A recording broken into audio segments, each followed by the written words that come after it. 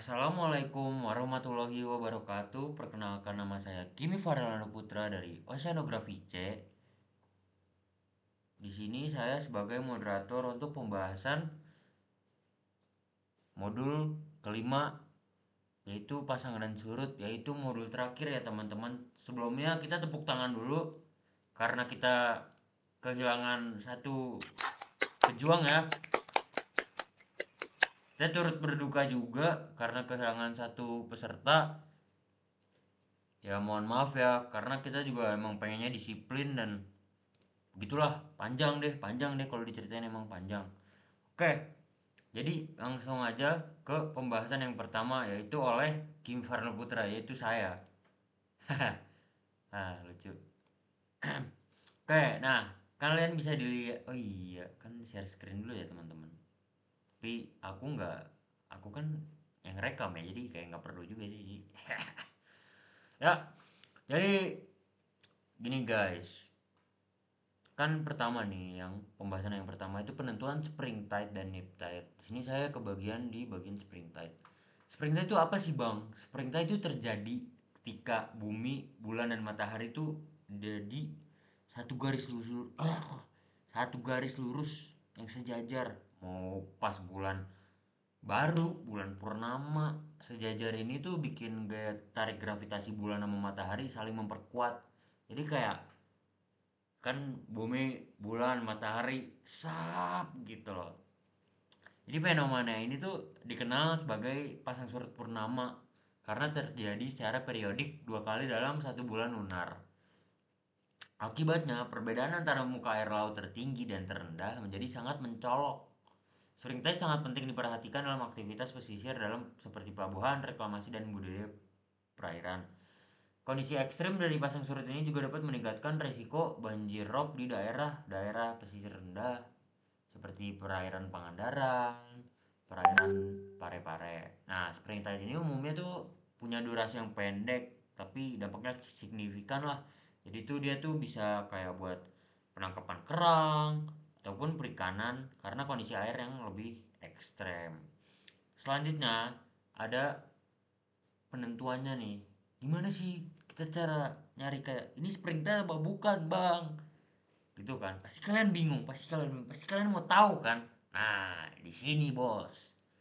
Kondisi ini tuh umumnya terjadi di fase bulan baru sama bulan purnama yang dikenal sebagai konjungsi dan oposisi.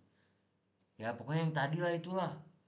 Nih, jadi apa ya, fenomena ini tuh dikenali grafik elevasi muka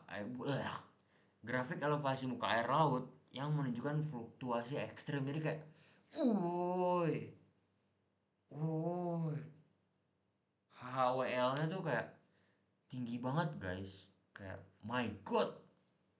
Jadi data pasang surut ini tuh dianalisis menggunakan metode Admiralty dengan 29 hari pengamatan. Metode tersebut memecah data menjadi komponen harmonik pasang surut seperti M2, X2, K1 dan O1. Pasang puncak pasang tertinggi atau HHWL yang tercatat mencapai 2,51 meter dan surut terendah sebesar 1,13 meter, menggambarkan karakteristik spring tide. Jadi, data ini juga penting buat perencanaan bangunan pantai sama pelabuhan karena ngeliatin kondisi ekstrim pada muka air laut. Jadi ya begitulah. Jadi ini emang kunci jadi kunci buat pengamatan spring tide ini nih. Jadi liatin, kalian amatin tuh posisi bulan sama matahari, terus sekalian lihat analisis elevasi muka airnya gitu guys. Selanjutnya kembali lagi kita ke nap tide ya, dan nap tide ini akan dijelaskan oleh Satria Abiyu Ajitandaru. Untuk Abiyu dipersilakan.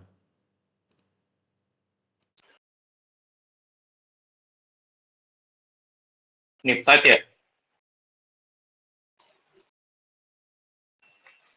Oke, untuk niptide itu adalah kondisi pasang surut ketika gaya tarik bulan matahari itu bekerja salib tegak lurus terhadap bumi. yaitu saat bulan memasuki fase kuartil pertama atau ketiga.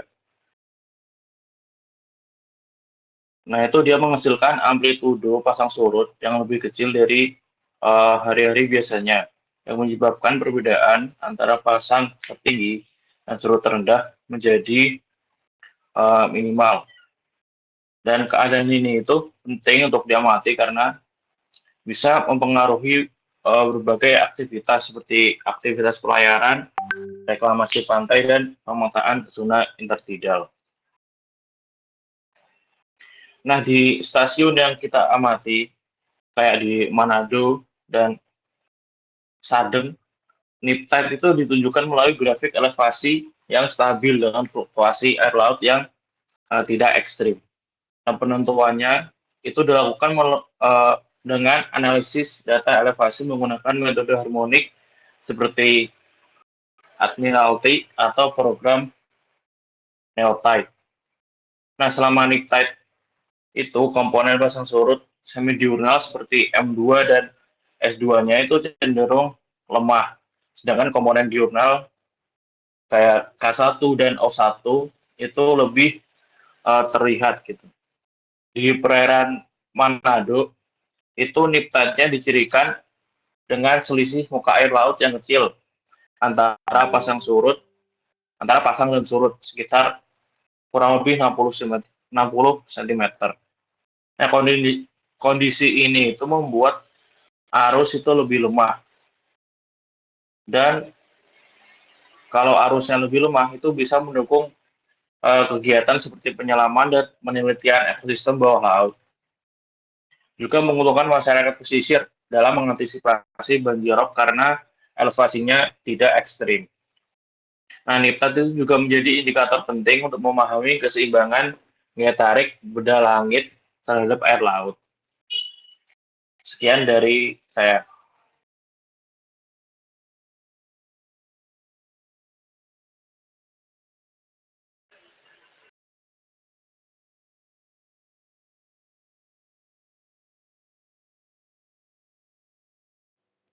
Baik, terima kasih atas penjelasannya Bius. Selanjutnya ada 4.2 yaitu elevasi pasang surut yang akan dijelaskan oleh ya min 1 ya kita aslinya. Jadi untuk sementara ini kita skip dulu. Jadi silakan bagi yang selanjutnya dipersilakan. Oke, jadi di sini saya akan menjelaskan mengenai bilangan Formzal dan tipe pasang surut. Tapi bilangan Formzal itu bakal dijelasin sama aku, Naya, dan tipe pasang surutnya itu bakal dijelasin sama Lita. Jadi, bilangan Formzal itu bilangan yang digunakan untuk mengidentifikasi tipe dari pasang surut. Nah, jadi dia menggunakan komponen M2 dan O1 untuk bulan, dan matahari itu S2 dan K1. Nah, M1 sama S2 adalah komponen utama pasang surut semidiurnal. Sedangkan K1 sama K2 gitu tuh K1 dan O1 adalah komponen si diurnalnya. Nah, pasang surut itu dipengaruhi sama gaya gravitasi bulan dan matahari. Tapi bentuk dasar laut dan garis pantainya itu menyebabkan variasi pantai, menyebabkan variasi amplitudo antar wilayah. Nah, penelitian ini itu ditujukan untuk menggambarkan amplitudo dari komponen pasang surut yang ada M2, S2, K1, dan O1.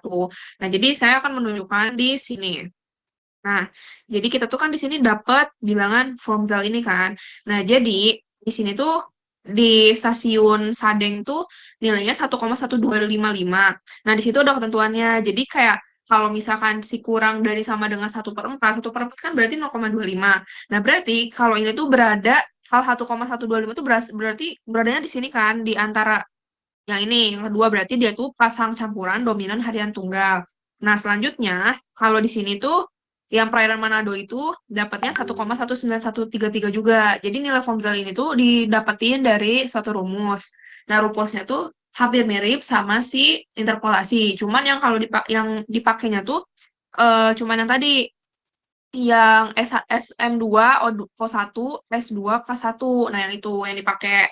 Nah, terus yang kedua nih, bilangan Fomzal di Manado. Nah, 1,1913. Nah, berarti dia tuh eh tipe pasang surutnya itu campur dominan harian ganda. Nah, kayak gitu. Terus kalau yang ini di Pelabuhan Ratu. Nah, dia 4,916. Nah, berarti dia itu eh, masuk ke klasifikasi tipe pasang surut campuran condong ke harian ganda. Kayak gini. Nah, dia tuh kan lebih dari lebih dari 3. Oh, mohon maaf, ini harusnya pasang pasang tunggal ya, karena dia lebih dari 3. Tuh, nanti dirubah. Nah, terus yang ini juga, yang Pangandaran, dia juga lebih dari ini, berarti sama kan kayak tadi di atas. Berarti dia pasangnya tunggal. Nah, berarti kan kalau ini tuh nilainya tuh kok beda-beda gitu kan, karena waktu Indonesia bagian barat, tengah atau timur juga itu sangat mempengaruhi. Nah, biasanya kalau yang di barat itu kayak tadi nih Pangandaran sama Labuan Ratu itu kan ada di barat kan. Nah, dia tuh biasanya nilai formzalnya tuh relatif lebih besar. Nah, terus di sini ada juga Pare-Pare. Nah, ini nilainya 2,1375. Nah, ini tuh dia termasuk ke dalam eh, tipe pasang surut campuran dominan pada harian ganda. Nah, ini dia tuh kan ada di antara sini kan, 0,25. Jadi lebih dari 0,25 kurang dari 1,5. Apa? Ini nih, mohon maaf salah. Nah, ini nih harusnya. Nah, ini kayak gitu. Oke, selanjutnya akan dilanjutkan sama Lita.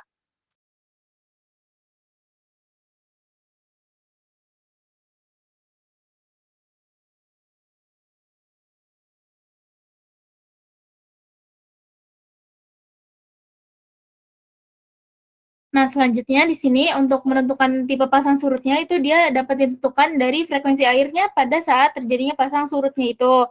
Terus tipe pasang surut pada suatu perairan tuh juga dapat ditentukan secara kuantitatif ya. Terus dengan perbandingan amplitudo komponen-komponen pasang surut tunggal utama dan pasang surut ganda utama. Terus kalau untuk perairan Sadeng itu untuk aku ininya nentuinnya dari aku dia itu memiliki tipe pasang surut yang condong ke harian ganda. Kayak hal ini tuh disebabkan karena dalam satu hari itu terjadi 2 kali pasang surut. Terus tapi tinggi periodenya tuh nggak selalu sama. Nah, aku ambil kutipan itu dari jurnal Ioannidis et al. Terus 2020. Terus untuk pada perairan Manadonya, dari aku dia memiliki untuk umumnya dia tuh memiliki pasang surut campuran ke harian ganda. Nah, kalau untuk analisis kali ini juga aku analisisnya dia menunjukkan tipe campuran condong ke harian ganda. Nah, meskipun ada referensi yang menyebutkan nilai formzala tertentu yang mendekati tepi meridional. Nah, secara umum pasang surut di Manado itu didominasi oleh 2 kali pasang dan 2 kali surut dengan perbedaan tinggi dan periode yang tidak selalu sama. Terus pada perairan Pelabuhan Ratu itu juga dia memiliki pasang surut ke condong ke harian ganda. Terus hal ini tuh dibuktikan dari hasil analisis konstanta harmonik pada pasang surut yang menghasilkan nilai formzal F atau nilai formzal tadi dijelasin sekitar 0,5 secara ilmiah. Terus buat perairan di Pangandaran, dia juga memiliki tipe pasang surut campuran ke harian ganda.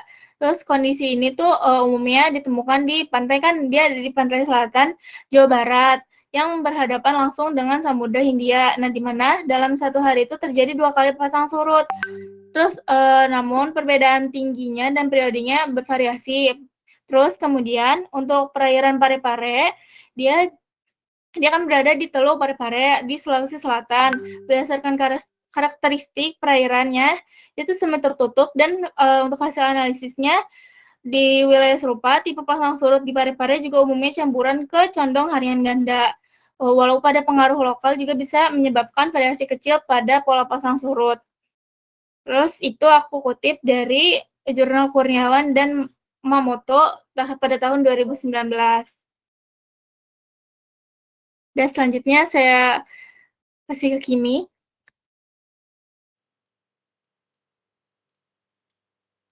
Oke teman-teman, kita sudah sampai di penghujung pembahasan ya.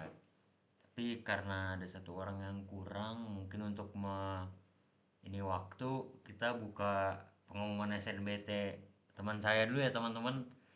Oke, kita buka kesini ya guys. Sebelumnya saya ingin bertanya kepada forum bahwa untuk link ininya, share screen boleh share screen boleh screen ya, share screen ya kita. Oke, ini cuma Microsoft Teams-nya doang ya? Kelihatan nggak sih tab-nya? Jawab aja ya teman-teman, is okay.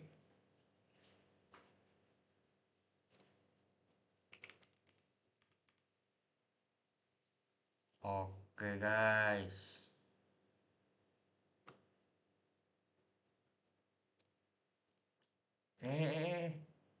Coba ya. Apakah ini beneran atau bohong? Kita tidak tahu. Anjir, nggak bisa di Astagfirullahaladzim, nggak bisa di copy paste.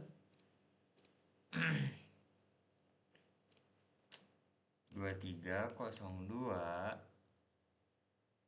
0241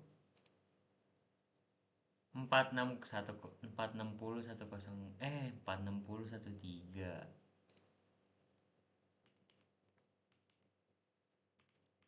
Kok nggak masuk sih? Bohong nih. Oke teman-teman, sebelumnya mohon maaf, dia ada kesalahan dikit ya. Oke, jadi mohon maaf ya Pak Indra dan PJ dan teman-teman bila kami ada salah atau seperti apa. Sebelumnya kan kita harusnya kan di laporan kita tuh ada satu subbab yang seharusnya dibahas, yaitu subbab 4.2 yang membahas elevasi pasang surut. Tetapi dikarenakan penulis atau pengisi dari subbab tersebut tidak hadir saat ini pada ya pembahasan modul terakhir ini, jadi sekali lagi kami mohon maaf sebesar-besarnya. Kami telah melakukan sebisa mungkin kami untuk mencoba mengajak dia, tetapi kita pun tidak tahu dia di mana dan dia lagi ngapain, kita nggak tahu. Oke, seperti itu aja ya teman-teman. Nanti kalau dia mood ya udah disambung aja videonya. Ya udah, oke itu aja ya teman-teman dari kita, sisa-sisa dari kelompok 5. Burung Mirian, burung cendrawasih, cukup sekian, terima kasih. Mana mungkin aku mendua, orang aku sama absen nomor 2. Oke, cukup. Wassalamualaikum warahmatullahi wabarakatuh.